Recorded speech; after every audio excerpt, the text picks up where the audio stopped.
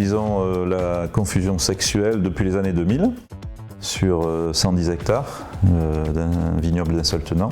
Nous avons bien éradiqué les vers de grappe, plus spécifiquement le démis, et une utilisation beaucoup moindre d'insecticides, et encore plus depuis que le voisinage s'est mis aussi à la confusion sexuelle et à la pose de rack, ce qui a permis un maillage plus important de la région et une baisse significative de l'utilisation des insecticides. Ça fait 2 ans qu'on est parti sur la confusion sexuelle. Moi au début j'étais contre, c'était un avis personnel, pas par rapport à l'efficacité mais par rapport au coût de traitement à l'hectare qui était plus élevé déjà par rapport à la confusion, et en plus il fallait continuer à faire les traitements pour la flavescence. Après ce qu'il y a, c'est qu'on a eu des problèmes, d'une très forte pression de démis. Donc du coup on perdait 20-30% régulièrement à la récolte.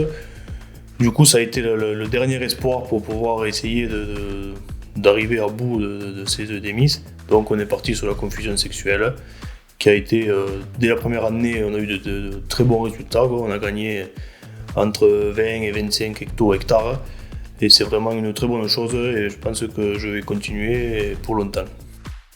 Alors, pour ce qui est des vers de la grappe, je suis en intégralité sur mon domaine en confusion sexuelle, avec des racks de la compagnie BASF. C'est une démarche que j'ai démarrée conjointement avec l'agence de l'eau, puisque je suis positionné sur un versant Orbe-Libron, où les ressources en eau de captage sont en difficulté.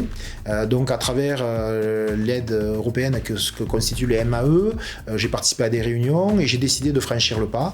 Et en collaboration avec mes voisins et amis, nous avons créé des îlots conséquents qui aujourd'hui sont assez homogènes et nous permettent d'avoir des effets et un résultat satisfaisant tout en diminuant la pression insecticide sur l'ensemble de mes parcelles, puisque j'étais très soucieux de préserver ma faune auxiliaire sur mes vignes et qu'avec l'obligation de traitement de la cicadelle, de la flavescence dorée, l'obligation préfectorale qui est de 3 traitements dans mon secteur, je commençais à multiplier les insecticides et ça ne me déplaisait. Donc aujourd'hui, j'ai pu ramener la pression insecticide à uniquement les obligations préfectorales et ça me satisfait pour préserver ma faune auxiliaire dans mes vignes. Depuis 20 ans, j'utilise des racks 1+2 sur l'exploitation. Aujourd'hui, l'ensemble de l'exploitation est confusé sur les 6 villages où nous exploitons des vignes.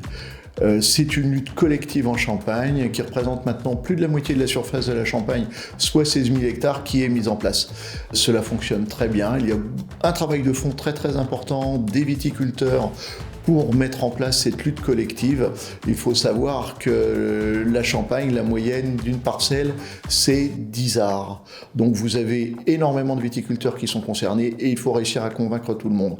Il y a un énorme travail de fond, mais maintenant c'est rentré dans les mœurs, cela fonctionne très bien. Et le profil écotoxicologique des racks est assez formidable, avec une efficacité indéniable. On arrive à plus de 80 à 90% d'efficacité sur la cochilis et le démis qui nous posait de plus en plus de problèmes.